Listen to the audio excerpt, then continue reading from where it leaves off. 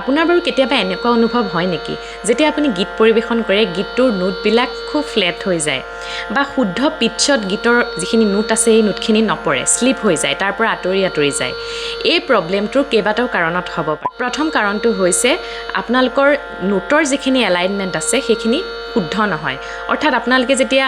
যিকোনো নোট এটা লগায় গীতৰ নোটবোৰ যেতিয়া লগায় নোটৰ সেই যিটো স্থানত নোটটো লাগিব লাগে সেই স্থানৰ পৰা পিছলি আহে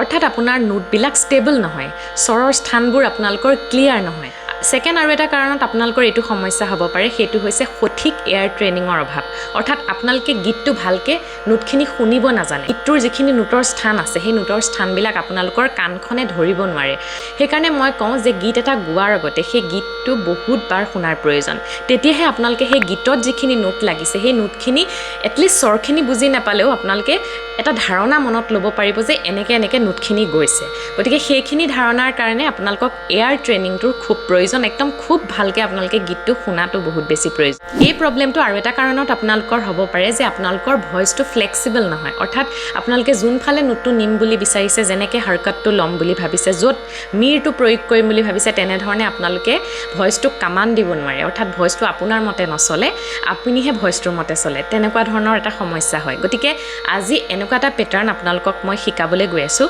যিটো কৰাৰ পাছত আপোনালোকৰ যিখিনি সমস্যা আছে এই মানে ধৰক ভইচৰ ষ্টেবিলিটি নথকা বা ভইচটো ফ্লেক্সিবল নোহোৱা বা নোটৰ পৰা বাৰে বাৰে পিছলি অহা এই সমস্যাটো বহুতখিনি পৰিমাণে সমাধান হ'ব আৰু এই পেটাৰ্ণটোক কোৱা হয় জিগজাগ পেটাৰ্ণ বুলি আপোনালোকে প্ৰথমতে শ্ল' ডাউন কৰি পেলাই প্ৰেক্টিছ কৰিব তাৰ পৰা তাক ফাষ্ট কৰিবলৈ চেষ্টা কৰিব মই স্কেল লৈছোঁ এ শ্বাৰ্প আপোনালোকে আপোনালোকৰ নিজৰ যিটো স্বাভাৱিক স্কেল নেচাৰেল স্কেল সেইটো স্কেলত ৰিয়াজ কৰিব সাৰে নিসা ৰে গা সাৰে নিসা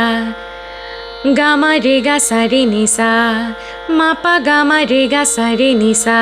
পাধা মাপা গামা রে গা সারে নিসা ধানি পাধা মাপা গামা রে গা সারে নিসা নিসা ধানি পাধা মাপা গামা রে গা সারে নিসা স্লোকে আপোনালোকে প্ৰেক্টিছ কৰক ফাৰ্ষ্ট তাৰ পৰা তাক ফাষ্ট কৰিবলৈ চাব সাৰে নিসা ৰে গা সাৰে নিসা গামা ৰে গা সাৰে নিসা মাপা গামা ৰে গা সাৰে নিসা পাধা মাপা গামা ৰে গা সাৰে নিসা ধানি পাধা মাপা গামা ৰে গা সাৰে নিসা নিসা ধানি পাধা মাপা গামা ৰে গা সাৰে নিসা গম পাইছেনে খুব জিগজাগ হৈ আহিছে মানে সেইটো কাৰণে কয় জিগজাগ পেটাৰ্ণ বুলি মানে এইটো কৰিলে আপোনালোকৰ কি হয় আপোনালোকৰ এয়াৰ ট্ৰেইনিংটো খুব ভাল হ'ব মানে নোটখিনি আপোনালোকে অবজাৰ্ভ কৰিবলৈ মানে দৰকাৰ মানে খুব বেছি অবজাৰ্ভ কৰিলেহে আপোনালোকে এই পেটাৰ্ণটো গাব পাৰিব সাৰে নিসা ৰে গা সাৰে নিসা গামা ৰে গা সাৰে নিসা মাপা গামা ৰে গা সাৰে নিসা গম পাইছেনে এনেকৈ জিগজাগ হৈ আহিছে মানে বস্তুটো গতিকে খুব শ্ল'লি আপোনালোকে প্ৰেক্টিছ কৰক আৰু যদি এবাৰত বুজি নাপায় ভিডিঅ'টো আকৌ বাৰে বাৰে চাব তেতিয়া বুজিবলৈ ভাল হ'ব আৰু লিখি ল'ব নোটত লিখি লৈ পেলাই অভ্যাস কৰিবলৈ চেষ্টা কৰিব ভিডিঅ'টো ভাল লাগিলে লাইক কৰিব কমেণ্ট কৰিব যিমান পাৰি সিমান আপোনালোকৰ প্ৰিয় বন্ধু বান্ধৱীসকলৰ লগত ভিডিঅ'টো শ্বেয়াৰ কৰিব লগতে পেজখন ফ'ল' কৰি থ'ব আৰু কে মিউজিকেল হয় ইউটিউব চেনেলটো ছাবস্ক্ৰাইব কৰি থ'বলৈ নাপাহৰিব